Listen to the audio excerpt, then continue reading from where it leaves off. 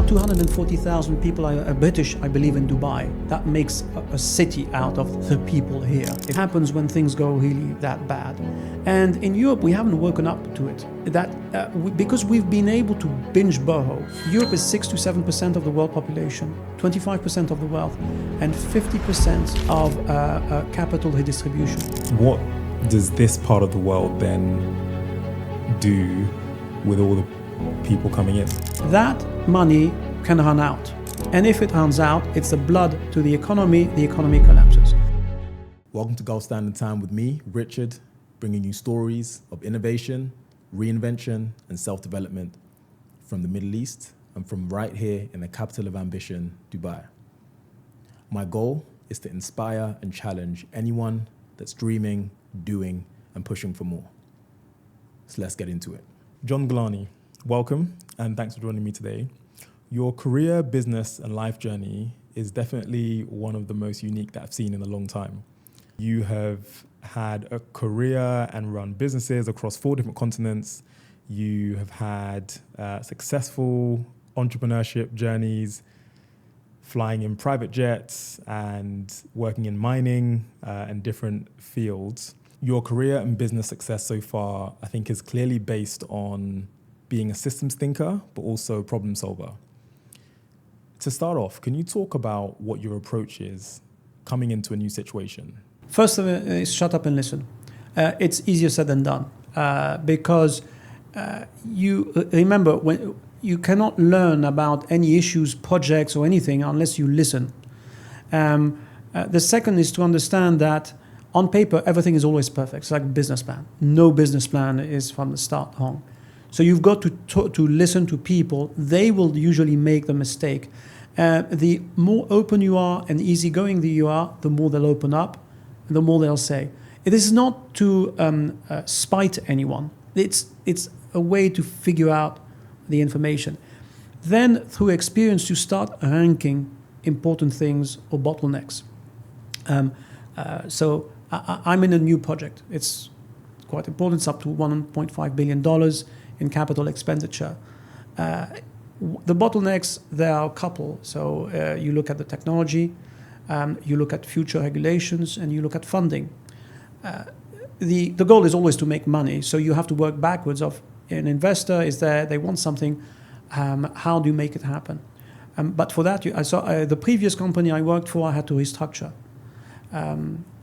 Where are the bottlenecks? Where are the pain points? So you have to have that learning curve. Systems thinker, if you go too fast, you'll miss far too much. So take your time, shut up, listen. Don't be arrogant even if you're the best at it. And then, people need to open up and talk. And then you'll figure out a lot more than if you just put, your boss hat on. So you're a man of many interests and passions, but your current interest and your current role is within quantum computing. For anyone like me that wants to know, and we won't spend too much time here because I know it could get complicated, what is quantum computing and what is the impact it's currently having on the world? So quantum computing relies at the... it's the theory. It's been around for 100 years, but it was so incomprehensible to people that even Einstein said, "I don't believe what I'm witnessing in terms of experiments and conclusions." It's basically when an object becomes so small at the quantum level, which is at the smallest level, that the properties start being a hybrid between a wave-like properties, and a conventional, say, object that we know, whereby if we pick up a ball and we throw it, we know exactly, we can calculate speed, direction, everything. So it introduces, because of the wave, uncertainty in what it does. And that's why it's so bizarre, because why would doing anything be uncertain? But that level of uncertainty has now been harnessed. It took 100 years to invent the tools, because it's so difficult to manipulate at the quantum level, to invent the tools to harness uncertainty. To make a long story short, it means that quantum sensors, which are more interesting from an investment viewpoint on the shorter term, are both smaller and more responsive compared to a normal sensor. So if I gave you an example of what in the UK has been invented for scanning brain activities, it's phenomenal. I mean, instead of an MRI machine, you can put a simple, very small helmet, which means that you can do, and you can move with a helmet. That means you, other than have measure kids' brain waves from 1, 2, or 3, which in an MRI machine would require a general anesthetic, you can now measure brainwave activity in such young kids, which means you can pick up autism at about the age of 2 and less. That means that we as a society can treat people much earlier. And these sensors are going to sort of take over in many, many fields, oil and gas being one of them. There's a conference, the first ever maritime conference in quantum is in early October in Abu Dhabi. Again, this is not the natural place for it, but they are driving towards it. It should be the UK, frankly. The UK is ahead on quantum, but other parts of the UK economy are not as ahead. So quantum is really, from a quantum computing perspective, it means that you don't have zeros and ones. You have uncertainty in the computers.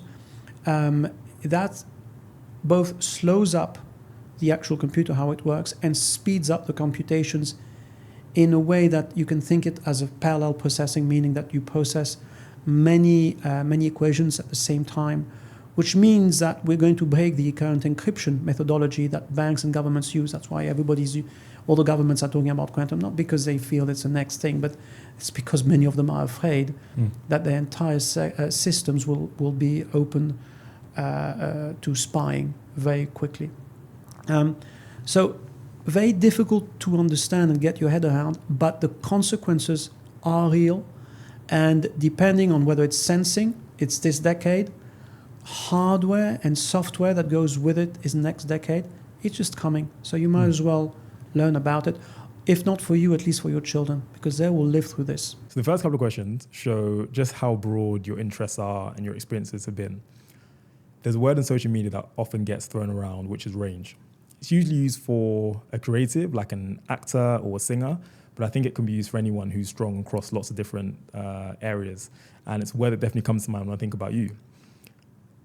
You grew up, I believe, in Greece and were schooled through the French system. But I want to take it back to coming out of education and finishing your master's. So finished my master's in shipping, trade and finance, flying high. I first joined an American company based in, with offices in Geneva. A complete failure simply because that company was on the verge of bankruptcy. And 1 week after I joined, the senior management was pushed aside in order to pre-pack a sale to a competitor with, after a couple of months, I learned 40% of the headcount being pushed out. So again, I joined a large company. That's the second time I joined a large company, one being an intern in New York, where I found myself not doing much, being paid very well, handsomely, and buying my first sports car. So I had a whale of a time. Well, it was an M3 at the time, four-door, which young upstart, totally the wrong image, but I loved cars since I was 10, and I knew all the specs of all the cars you could imagine. When I get passionate about something, I tend to drill down and go completely over the top. So I knew cars inside out on a theoretical level only. I mean, I stole the car a number of times, so I was a pretty abysmal driver. I did that, I have to say, since I got my British racing license eventually. So that's a first. Lasted a year, then moved to a first tech company a couple of months before the internet bubble burst. Phenomenal time in New York mainly. And so that lasted a bit more than a year as well. Company ran out of cash as it was launching its product. I did well. I raised funds for that company. Again, I was enjoying myself, and it was really at the time when you had the first internet boom and subsequent bust. But the internet had just caught on. Everybody was calling themselves .com or one sort of another. I then opened a shipping company on behalf of a large number of investors, my family and I being some of them. And it was the right time, the right place. And so... how did you know it was time to begin a business and leave sort of formal employment? Yeah. It was 2002, so mid-20s. I would lie to you if I would tell you today that my decision-making was correct. It was fluke. Yes, I thought so, but that's not because I sat down and I looked at the stats. It was like back of the envelope. I had read a ton of books on shipping. I had talked about shipping, but there's a combination of gut feel, it's the right time, seeing others do this, having read that as long as you buy cheap, it doesn't really matter that you mistime it. In shipping, in a way, it's akin to gambling. Once you throw the dice, you've thrown them. So you've got to, so the entry point is the most important. And I started off at a low entry point because I didn't have much capital at all. And with the oldest kind of vessel, which nobody really wanted because at the time it would discharge bagged sugar, bagged ice, the worst cargo, because anything that with bags would be torn, either on purpose because at the discharge port people wanted to feed themselves, so a lot of African trades, or not on purpose, but so it was a part of shipping that nobody really wanted to touch. And I engineered the purchase of a first vessel that was an old rickety vessel, bought it from a cousin of mine, and it was 1,065,000 or 67,500. I remember negotiating the 500. Now anybody in shipping is like, what the hell? You don't just. It's like, pennies on negotiating on a house purchase. You don't care. But to me, it's like, can I get a holiday out of $500? No, but at the time I could probably get a weekend. So it wasn't directly only my money, but it was a nice adventure. So gut instinct, right place, right time. But more importantly, when we started making serious money, this is to my credit. So the entry point, I would say, it was more of a momentum, gut instinct. The exit was, hey, we've got old rickety vessels, and if you look at any cycle, which is a market cycle, and you have old assets, whether it's real estate or planes or you don't get a second chance if the market falls. And so as soon as the market rallied, by 2006 we were out. Now if you look at the market, 2008 was the peak. So in the beginning, people say, well, you sold too early, to which I always replied, nobody got fired for making money. These were happy times. Now, how well did the business do? I mean, we were between 2002 and 2006 when we built the portfolio up to when we sold. That was over 35% compound IRR. Wow. Bearing in mind that sort of a newcomer did not get access to high LTVs and funding and so forth, that was actually quite good. Now, okay. It's good in absolute terms, but it's quite good for somebody coming in.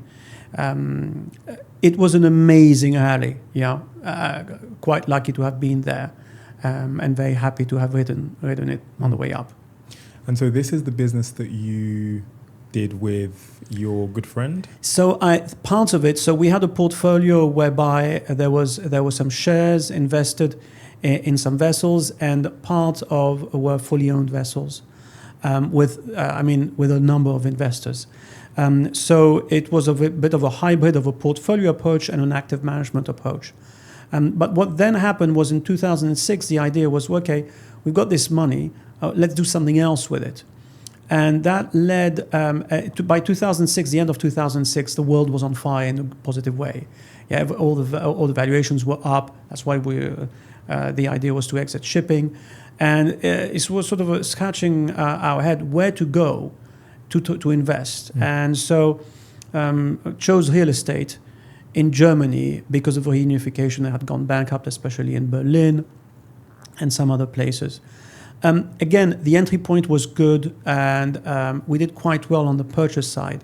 I think where things fell apart, and subsequently this led to the split, was that in real estate, you obviously can sit on an asset, but because yields were very, very low compared to the interest on loans, which meant that I was not comfortable investing other people's money in a non-net yielding asset. And so the next point is, what do you do? Well, you transform the real estate. If you can't wait, or you don't want to wait for whatever reason, for example, the population to go, the GDP to go. And was this commercial real estate, or was this? So it was commercial with one or two residential, but it was commercial. We bought 3 very old buildings in the heart of what's called the West End in Frankfurt, in very quick succession, so that the buyers didn't realize that we were buying the buildings next to one another. Phenomenal buy. We had a nightmare asking the tenants to leave, because obviously we wanted to transform. What happens is the first ones are easy because you offer them something from an old building. It's like, yeah, sure, why not? By the time they catch on to the fact that, hey, everybody else is leaving. And by the way, one guy is owning, that's not the one guy, it's a company owning this. Then they tweak, and it became a nightmare to get the last tenant out. We're not kicking anyone out. These are corporate tenants from multinationals, and especially the ones that are created or got the most amount of money to move. So these were large multinationals. But even we did it. We bought some non-performing assets in Berlin and so forth. And eventually, when the going got tough, and it got very, very tough in Germany, we also bought in St. Petersburg, Russia, a country I very much loved and visited, as well as, since we're on the topic of that, I did also do business in Ukraine, and loved Odessa, for the people listening. So this is where things went wrong, because the financial crisis caught up with our investments in the middle of refurbishment and renovation. And basically the developers ran away, disappeared, and we were left with a half-constructed sort of real estate in Berlin, where the developers left, and we had a hotel where we had signed a lease, and so there were penalties. And we had the values falling as well. When we were left with another sort of mess in Frankfurt, we had partnered, and the partner was under severe financial pressure of a much larger partner, because its own banks were pulling out of all the projects. One bank in particular, Eurohypo, having gone bankrupt. So there was an enormous amount of pressure by the end of that decade. And I didn't do a good job on securing ourselves from the developers, and so we got into a nasty situation where we were being squeezed by banks, squeezed by the hotel that wanted the building, and this is when my partner came in and decided to take over and sort of play hardball on not only these investments and the values, but the other investments we had. And was that a decision on your part in terms of shielding yourselves from the developers and from no, it was total, looking back at it, young incompetence. I had made a lot of money on behalf of investors and myself. We went into a new market, thought we got the right person to supervise. We didn't, and there was a snowball effect. Look, eventually, like Warren Buffett says, it's when the tide pulls out that you see who's naked. Yeah. And it wasn't a question of money. It was a question of lack of competence. So that's why I use the word incompetence. It just was lack of competence in a specific field at a specific time where there was enormous stress, and we were just not, solid enough. Internally, we started having difficulties with the partners, so from a decision-making process, it became very, very chaotic. This was highly unpleasant. And that came at the end of a decade where everything else had gone right. So, yeah, not pleasant. In terms of the environment at that time, it sounds as though things were quite extreme, right? Can you have learnt much from that period of time, given that, it was, timing was off, valuations were off, the world was literally up in flames? Do you look back and say, we can learn going forward in terms of decision making, or do you just say, it was a bad time and we move on from it? Those sort of periods of time, economically and in the business cycle, happen once in a while, black swan events, whatever, and you just sort of move on. I took it very, very personally because I was responsible for the investment. So, you can, if you are an employee within a large organization and you're not the one steering the ship, if you go head first into a storm, and you're in the engine room, you just do what you're told and you do it to the best of your abilities. I was the one steering that ship. And the worst is I was working with a partner who steered differently. I wasn't told, and it became very nasty because of the personal links that I had with him. So what I would say is, it wasn't a fact that whether it was a learning curve. It was really finding myself naked and everybody looking at me. Obviously, not in real terms, but yeah, I understand. So it became it was a very painful experience. But in a way, it's what you get into the army. The army will break you in order to rebuild you. I was lucky enough, and because I gave a couple of talks at City University and masters later on, I was asked who is the most important person that I look up to, thinking it's a business person. No, and I've always said my wife because she stood by me. I come from a background where my family has been moved through wars and some nasty events of history many times over the past centuries. My wife, being of Lebanese origin, also left when she was one. So it's something that, again, remember, I love history. I could relate to having to move on and having to rebuild. Interestingly, I did this in the most bizarre way. No one could believe that I took such a job up. I worked for a family office that had made a discovery in Sierra Leone. So going from having gone and been in private jets to living in Sierra Leone is a game changer, to say the least. But I just wanted to get away and rebuild, and I just never wanted to give up or to break, because believe me, there was nothing to enjoy about leaving one's family behind. I just had a second child. I had my wife, obviously with two very young children, going through her path in her professional career. And I went to Sierra Leone, $500 a year on average. You can't speak to such people because their mindset is utterly differently. Oh yes, that's the income the level average income level is $500 per person. And bearing in mind that the GDP for about 6 to 7 million people is $3.3 billion, or was about 10 years ago when I was there. And about 25% is actually are grants from the IMF, from the World Bank, the EU, the US. So they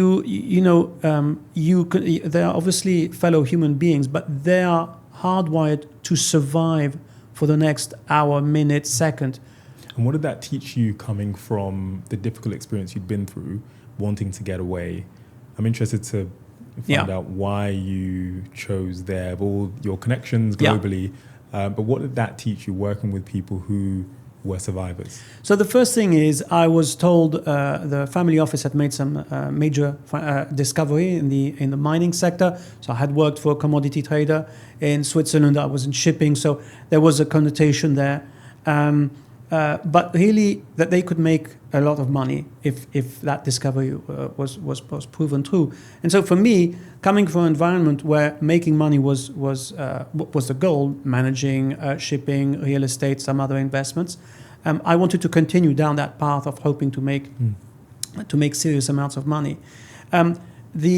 So I didn't care in a way what hardships I found in front of me, bizarrely, because the hardships that I found, first of all, from my egotistical self, because the poor people there live a life that few of us would relish.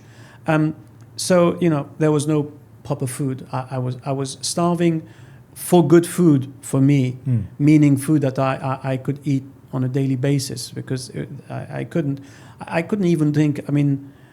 Tea. Because even the water that was boiled, it took the first 15 days I had diarrhea because even the boiled water would upset my stomach. There's no shopping per se. It's secondhand clothes that they sell by the kilo or by the ton. But I've always loved Africa for a completely different reason. I think it's the only place on earth where they are still close to nature, and so there's a marriage between nature and humans that do not exist anywhere else. If you go to Europe, man is far superior in its attitude and ways to nature. It controls nature, it plants flowers and all that. Africa there's a symbiosis. That word symbiosis is not something I've found anywhere else. So there was always a love for Africa from my travels, and I actually enjoyed parts of it in a way that I knew I would never get to enjoy for the rest of my life. What were those things? What were those So, parts? for example, I went to, since we were in the business of exploration, which is a bit like detective work, you try and figure out what's under the ground from looking at what's on top of the ground.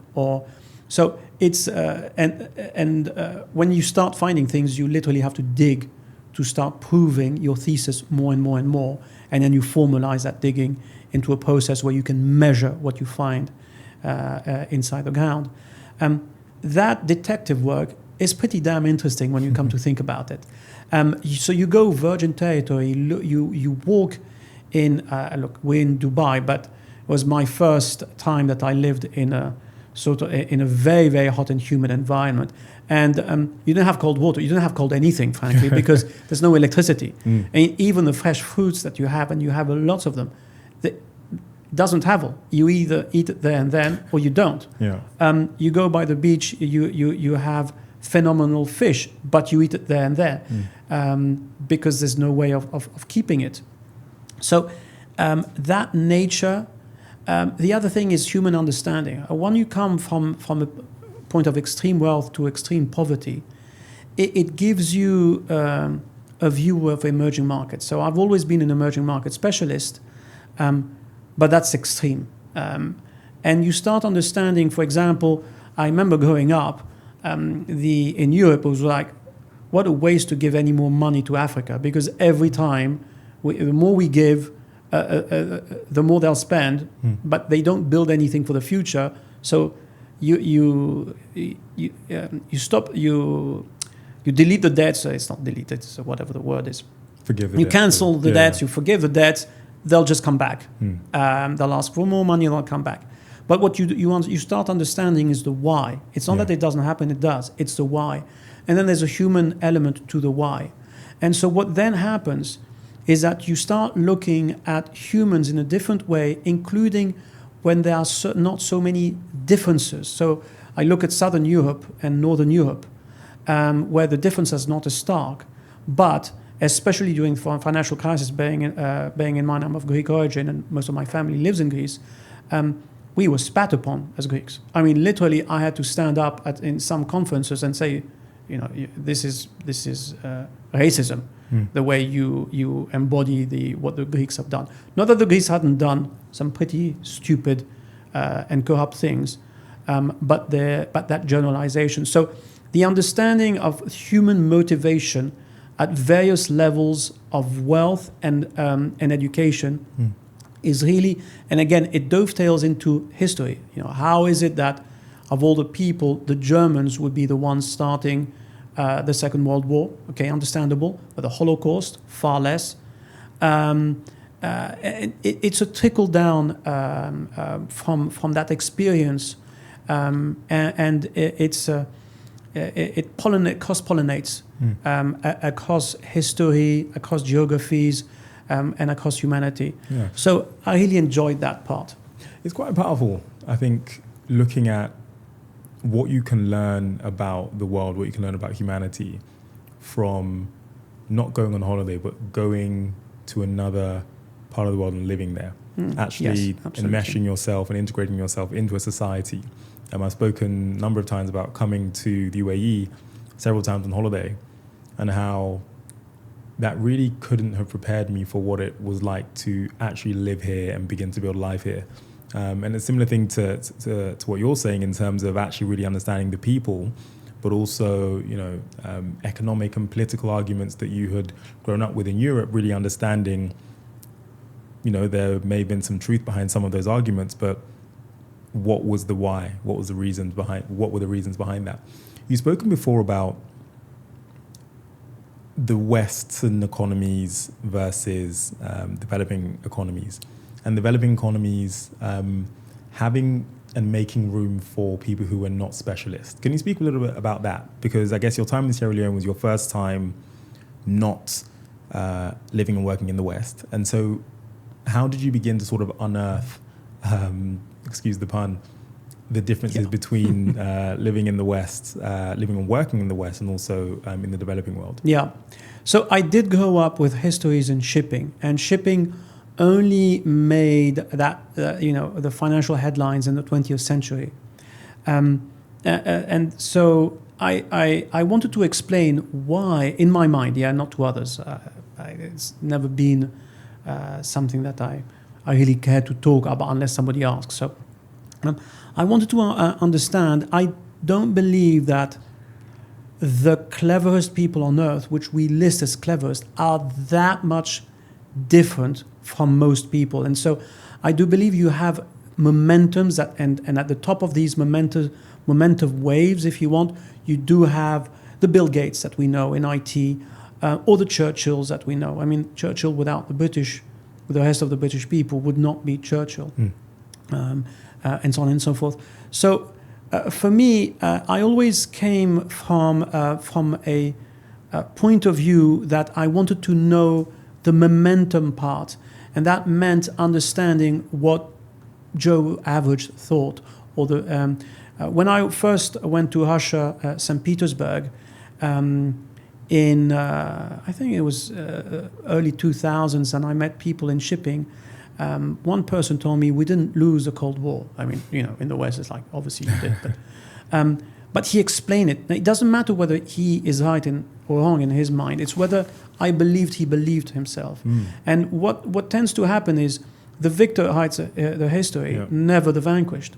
So you look at the Second World War, the British Empire. I'm listening to a podcast called Empire, actually.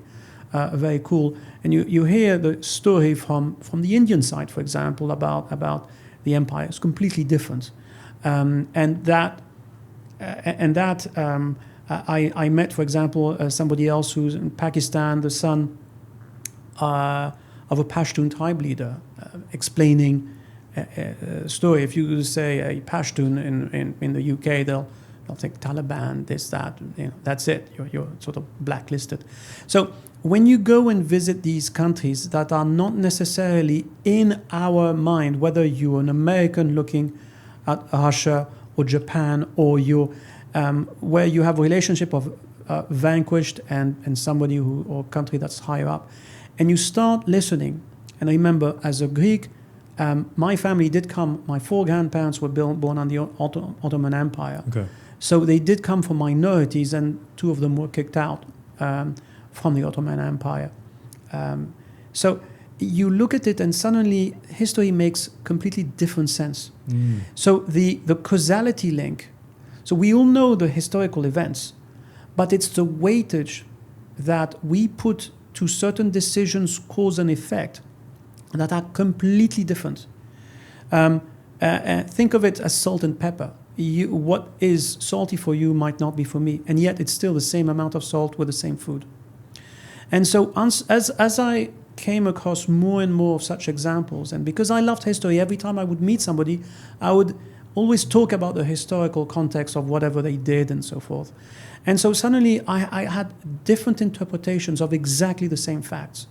And so, when I was younger, it obviously was a clash. But as I go older, and I grew older, that transformed into something, an all-encompassing attitude towards different mindsets. So I'm interested with that background to understand your perspective on this region. Yeah. What was your introduction to the UAE, to the Middle East, and how has it changed? I know you've been in the region for over 10 years now. How has it changed in that time, and what brought you here originally? So 2011, I was thinking, I've got to change my career. I really took my knock in 2010. I came here because it was also experiencing some hard times, 2010, 11, 12, 13. Could I do something? And I always liked the Middle East because of the historical context. And I didn't find anything at the time. In fact, I was presented the job 1 week after I had signed for West Africa. I was presented the job in Dubai, but I had come here. My sister was based here. But when Ebola hit in West Africa, in Sierra Leone, and I lived through it, was fascinating. These are the little tidbits that likely will never happen in my life. But I met a lot of people from the CDC and the EU emergency response units, asking them. I wrote to the Brussels Airlines, who had put stupidly a movie about a virus epidemic. On my flight to Europe, to Sierra Leone. I said, maybe that's not the right movie to put. I couldn't care less personally. Yeah. I just found it funny. And so I wrote an email to them. But these are little tidbits of history that, for me, are very interesting. And so I always thought the Middle East is quite different. And I remember it was part of the Indian Raj. In fact, it was very, very connected to the broader India. India today is not the India of the Raj. It's India of the Raj is Yemen all the way to Burma. And I also found connections with Africa, meaning that in Europe we have a family unit. That is by far the strongest unit, and then you go family and sort of you jumped to a larger group. I found in Africa when I was there, it was the village, which was a much stronger unit, and comparatively weaker the actual husband and wives.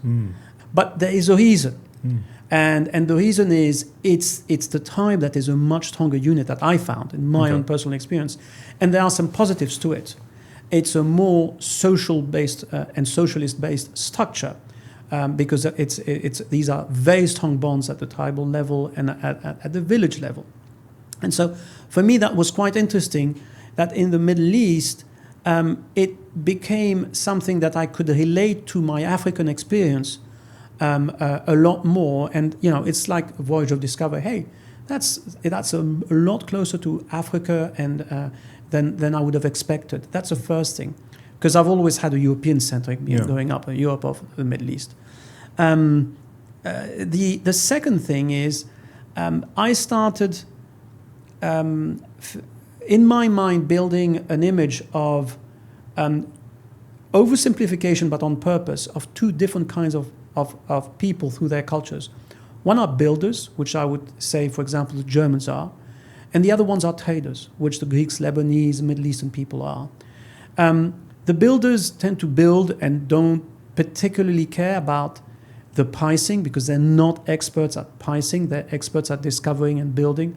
They don't trade and haggle and so forth. And the traders, by definition, need to have a view on what the goods mainly, less services, that they buy and sell. And you can link that through, for example, the Silk Road, where the only value is logistics, but they could make a hell of a lot of money because they could understand the value of the supply and demand differences between places. And so I tended to start looking at the Middle East more and more through these lenses of the local people understanding the value of things rather than creating from the ground up, which I think is more European. Now, it wasn't always the case. If you look at the Islamic period, you had 1,000 years of enlightenment when, literally the Middle Ages in Europe were called the Dark Ages. But that's what I found today growing up. What interested me is I could understand this because by virtue of being Greek, Greece doesn't produce much, but it trades, whether it's through shipping. And shipping before the 20th century, you wouldn't be a ship owner without buying the commodity or selling. So it was an integrated play. It's only in the 20th century that you've seen a big gap between the two grow and ship owners being ship owners. So I sort of saw this. Now, these are long-term trends that have nothing to do with whether an economy does well or not. The second thing I saw in Europe was the end of the baby boom. Born at the tail end of 1972, 28th of February. So really, the end of there's a social contact which I found could not last over the long period. So in 1996, we had was 97, we had a presentation by a German member of parliament at City University, the Masters, and I raised a point saying, even then we knew, because I had just heard in the Financial Times, that our pension system would blow up in the following century. Now, so I said, well, how is it that as a politician nobody seems to do anything about it? And he said, you're right, but this is going to happen in 30 years' time. No politician will touch such a hot potato. Were there other elements of the way that life was or is in Europe in particular that you saw or currently see breaking down? Do you think that's one of the drivers of people moving into this region? So there are 240,000 people, British, I believe, in Dubai. That makes a city out of the people here, if Dubai or the UAE. So clearly, a lot of people have moved here from the UK alone. So there is a movement, and it's not only the British, of course. It's many others. More and more this year, I have seen people without a job moving here, which takes a leap of faith. But that leap of faith usually comes from the people that are not at the top of the pyramid, but the people that are the most driven.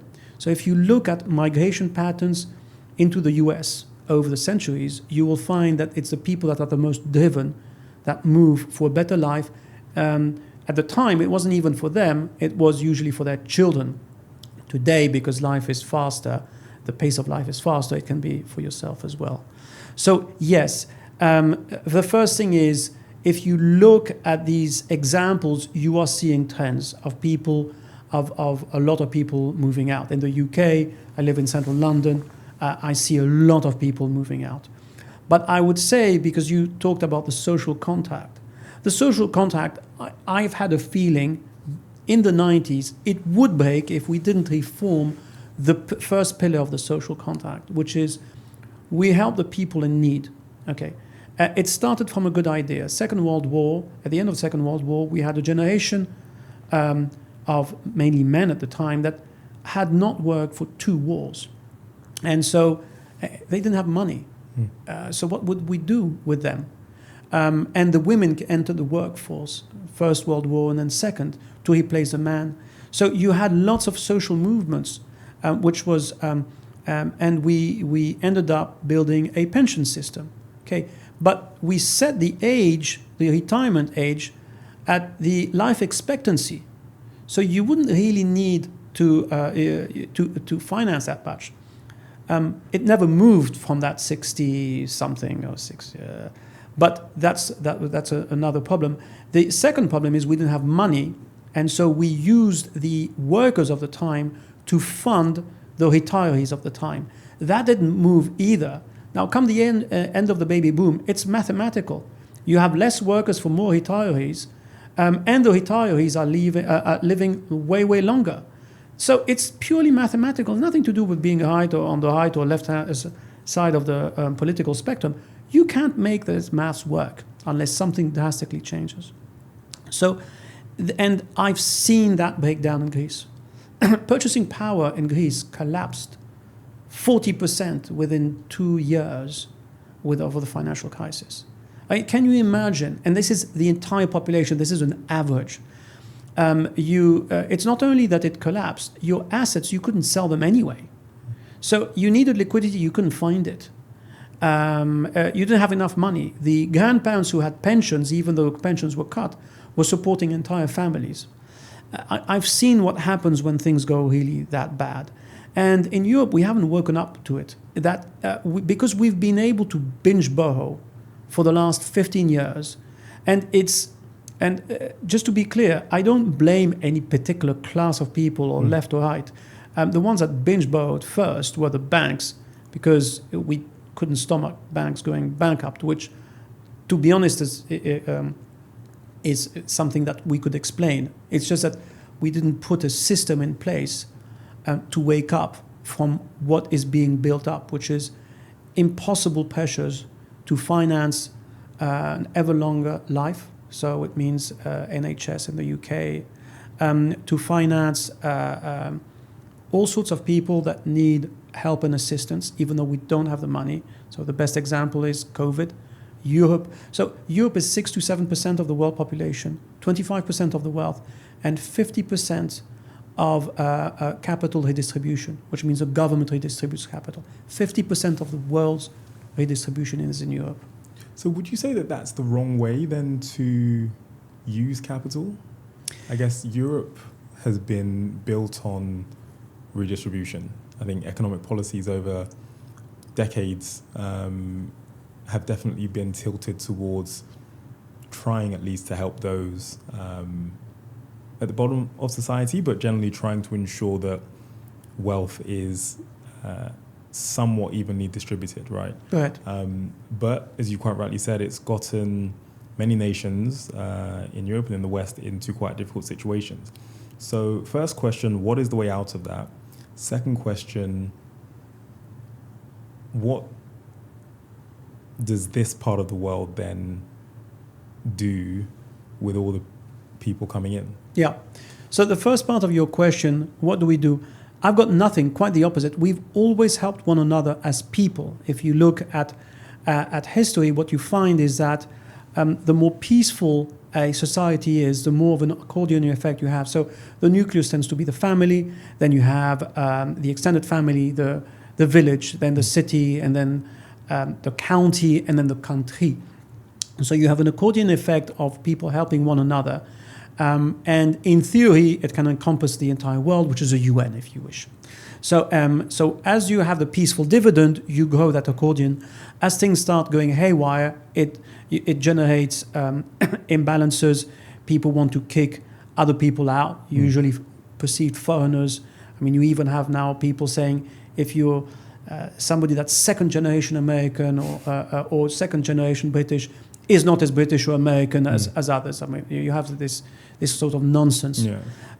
So the bottom line is this: whatever system you have, whether it's a system of communist system, a dictatorship, or democracy, and you've had democracy in Africa that hasn't worked. The bottom line is we live through something called money, which is a better way of living through something that's called outright coercive power. That money can run out. And if it runs out, it's the blood to the economy collapses. So in the West, we can redistribute whatever we want. But the only exception to it is we cannot redistribute what we don't have. So you stop making money because you overspend, you will run out. So redistribution is great. Just put it at a level that you can earn first the amount of money you then want to redistribute. And today, we don't. The US has, in the last 48 days, accumulated $1 trillion in additional deficit. 1 trillion. I mean, we never used the word trillion. When I was a kid, being a millionaire was amazing.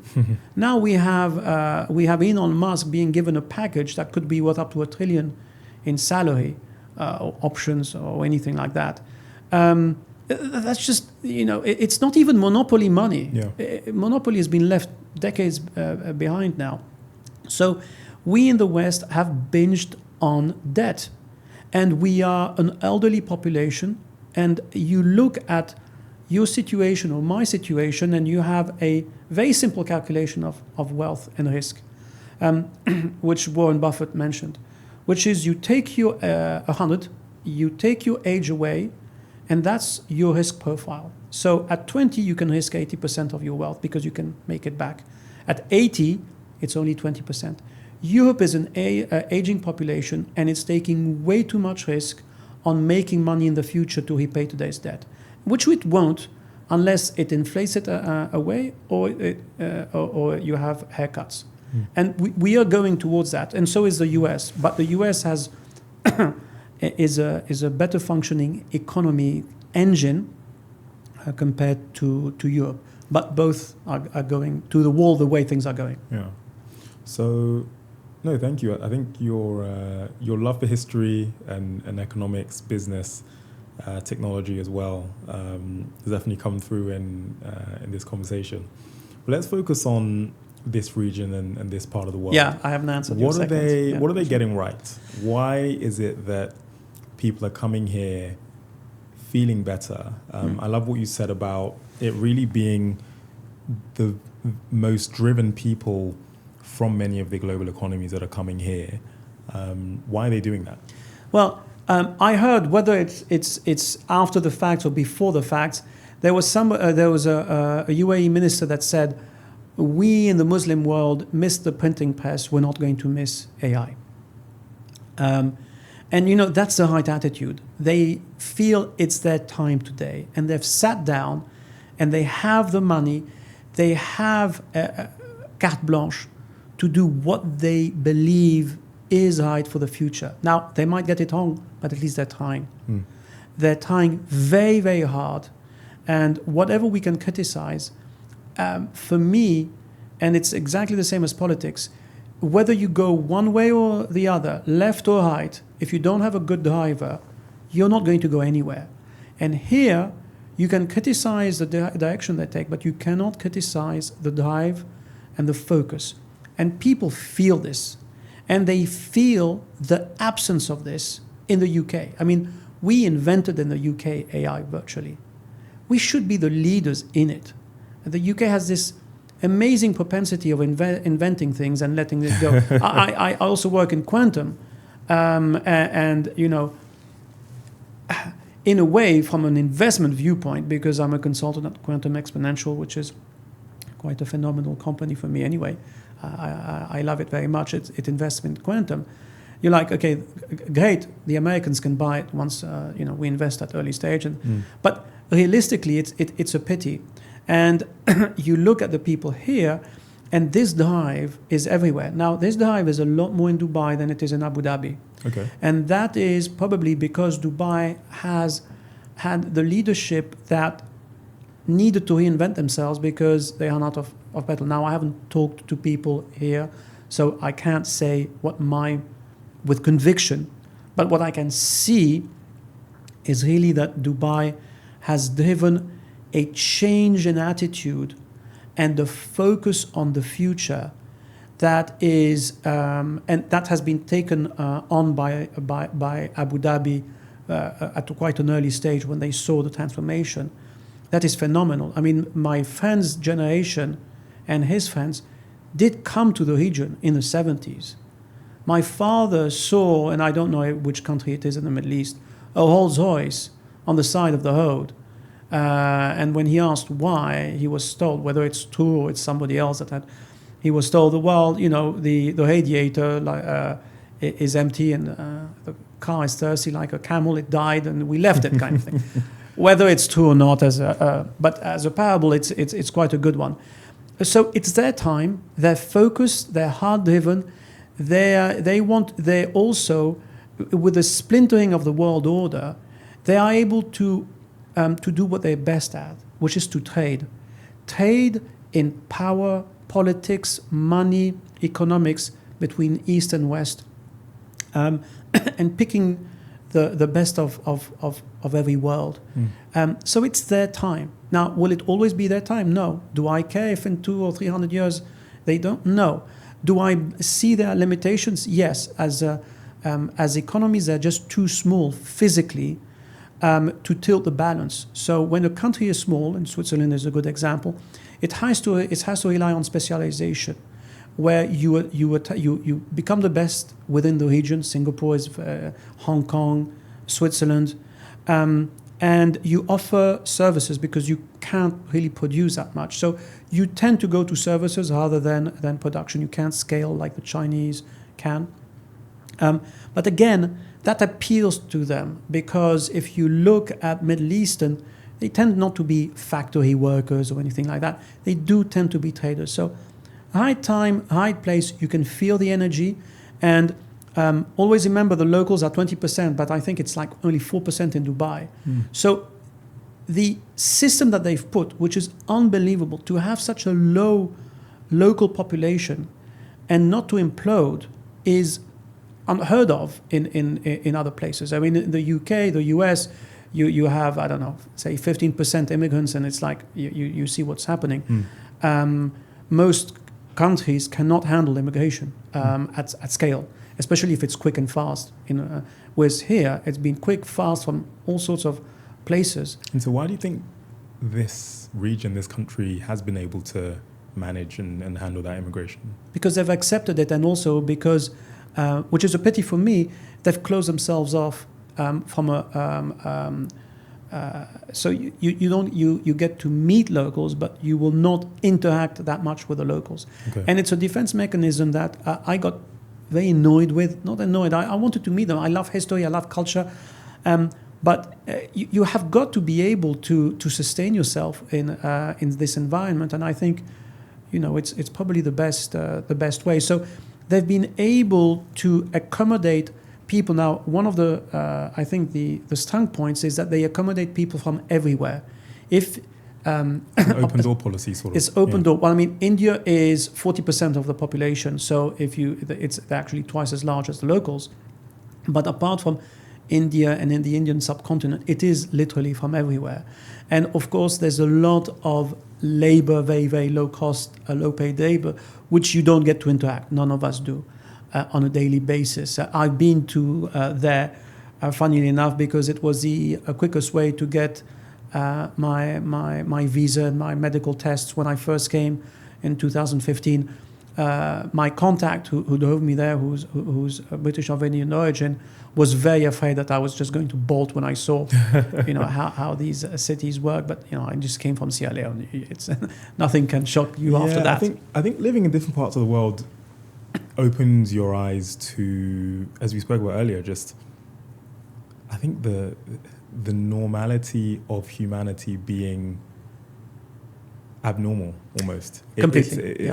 I think because the thing is, most of the world is not the West. And so most of the world actually looks like it does when you go to some far-flung parts of the globe, and you realize that is actually, if you can be comfortable in that, you can really be comfortable anywhere. And so somebody like yourself can probably live in most places. Question for you: what would you say is misunderstood about this region? What's misunderstood, I think, is because this region is not numerically very important, people don't understand the differences between the cultures. That's the first thing. People only see, so there's a momentum effect of people looking at the past and building that image and not seeing the future. Because when you read 9 stories out of 10 being about the past and how things have, I like the word momentum because that effect has positive and negatives, negative parts to it. So they don't see people that have built much. They look at the 20th century and they see radicalism in terms of religion and so forth. And so if I speak to many people, they'll they hear from Iran and obviously the West doesn't have a very good relations, to put it mildly, with Iran.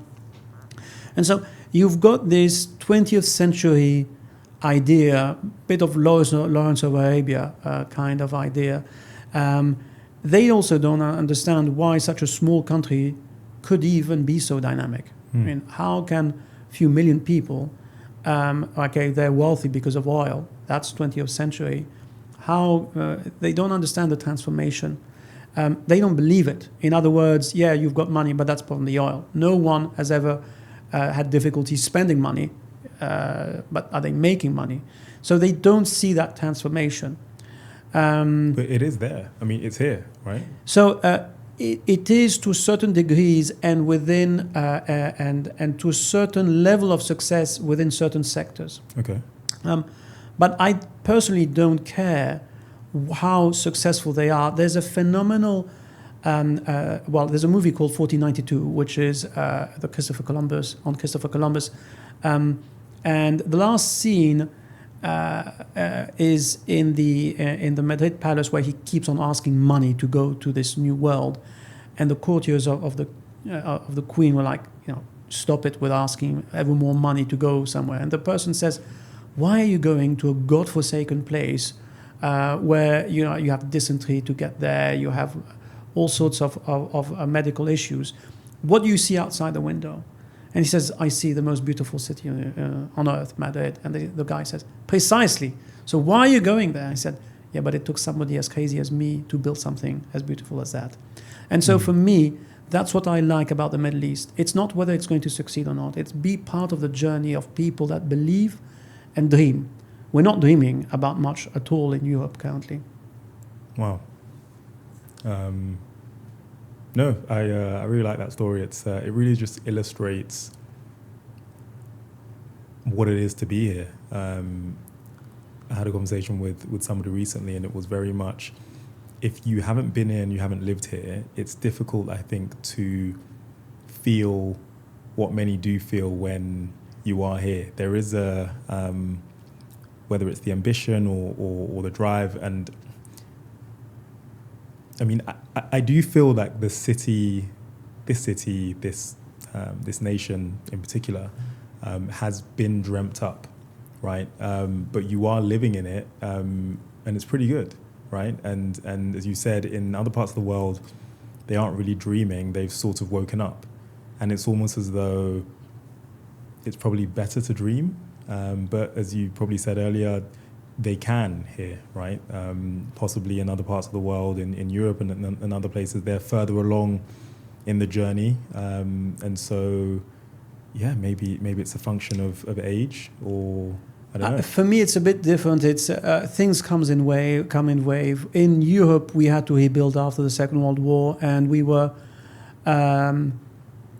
in a way, we said enough is enough. Now, we had said that after the First World War. The French called it la dernière des guerres, which is the last of the last wars, because they just, so many people. People forget the First World War was worse than the Second World War for soldiers, much worse.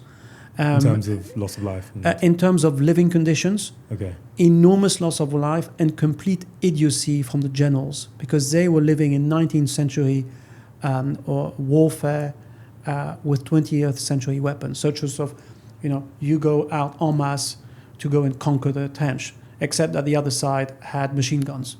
So the more people, more tightly packed would be, the higher the casualty rates. And they would do that day in, day out, for years on end. And nobody just put two and two together in a way. It was atrocious living conditions. PTSD was not a word at the time, so many of these poor young men came back, had really suffered. Women changed and so forth. But what happened with the Second World War afterwards is that there was something that clicked. You had peace, people wanted to rebuild. And industry had phenomenal inventions through the war and was able to rebuild in a big way, especially the US, used that. What they learned in the war. That actually has a flip side of the military-industrial complex. But that's another story. So that wave post-World War II is now coming to an end as the end of the baby boom happens. The wave here is a different wave. It's petrol had been found earlier and wasn't making money for the locals. So that's why you had so many nationalizations in Iran, BP, and it started with Burma actually, and others. So you had that wave of people waking up and at times figuring out what to do with their money and their freedom in this region started much later in the 80s, and it developed. And so it's reaching a crescendo of new tech, deploying money in an intelligent way, in a geopolitical way for Abu Dhabi and a commercial way in Dubai, I would say. And Dubai has dragged the entire region. Once Dubai proved what it could do, Abu Dhabi followed, Qatar followed, the Saudi Arabia is now following. So, everybody, it's a wave effect. So how does the UAE and how does the GCC continue to benefit from difficulties elsewhere in the world? Yeah, I would say in two ways. The first thing is, as I mentioned, the market is not big enough to sustain. So the big regional markets are Turkey, Egypt, and Iran. And they have to access these markets eventually. Egypt is a perennial money pit, unfortunately, for multiple reasons. And again, you have countries that at some point get it in their histories and their lives, and others don't. From a financial viewpoint, humans are humans wherever they go. There's no right or wrong human or better or worse. But Iran is, I think, a phenomenal and interesting story once the stars align. Bearing in mind, it's not easy because obviously there are religious differences. But I think Iran is something. The second thing is, the more India succeeds and the more the less the advantage of cheap labor you have here. And I think to a certain extent they've probably understood this, and they're moving into robotics very quickly. So the first thing is to have driverless taxis. So what I think the longer term for this region is automate through robots and so forth, and eventually open up the Iranian market, which is literally next door. And remember, historically, most of the people in the eastern seaboard of the Arabian Gulf, or Persian Gulf for some, and Arabian Gulf for others, do come or have links to Iran historically, or Persia. So I think these are the dynamics. They are very long-term trends, but yeah. This has been an amazing conversation based on philosophy and history and geography, and it's like being back at school. But as a final question, you are clearly a multidisciplinary thinker, polymathic, I think, is a word that I'd use to describe you and the way that you think. At this point in history, with the advent of AI and quantum, which you are in, what is the right way to look at the world? What is the right way to approach business, and what is the right way to, I guess, build a life for yourself? Yeah. Well, the first thing is, as I said, there are momentums, there are waves, there are sectors and geographies that go and some that stop going. We are facing the end of a wave. There's a very good book called The Coming Wave, which everybody should read, about the technological changes that are happening. So we're coming up to the end of a wave that has carried out since the Second World War. You have to be careful. If you've got that education of being a banker, doctor, lawyer, anything which you do which is repetitive, that is going to end. Now, is it going to end over in a day or a year? No. But the value added is going to end. That means you're not going to be paid. Now, I saw the example of what in Greece were called the Marconis. Marconi was actually a brand, which were radio operators on board vessels. And suddenly you had satellite communications, things were automated. People were out of a job within, literally a couple of years. Some committed suicide. They couldn't change. We're coming to this. You mentioned AI. Why was I in AI? Simple. I saw this and I felt I needed to take some courses. So I would urge everyone, take courses in something in the future. Why was I in quantum? I saw my father, who told the story that he put the first computer on board a vessel, and it was a disaster because they were misentering numbers at the time. There were Hewlett-Packard calculators where you entered your digits, including the 2 digits after the comma, and so they were entering 1,600 degrees for the water temperature instead of 16 degrees. It took them a week to figure that out. Wow. My father was at the cutting edge, but he couldn't use a computer himself. It was not intuitive to him, and I was always afraid. I never want to go through that barrier of reaching 50 and being useless. So this is happening far sooner than you expect. Quantum is super interesting. I took a course in 2020 during COVID because I thought, what's the craziest thing that I cannot get my head around? And that's Schrödinger's cat, both dead and alive. How on earth can you explain something like this? Bizarrely, in the course, I've asked this on the first week, said, I don't understand these things or premises you've mentioned.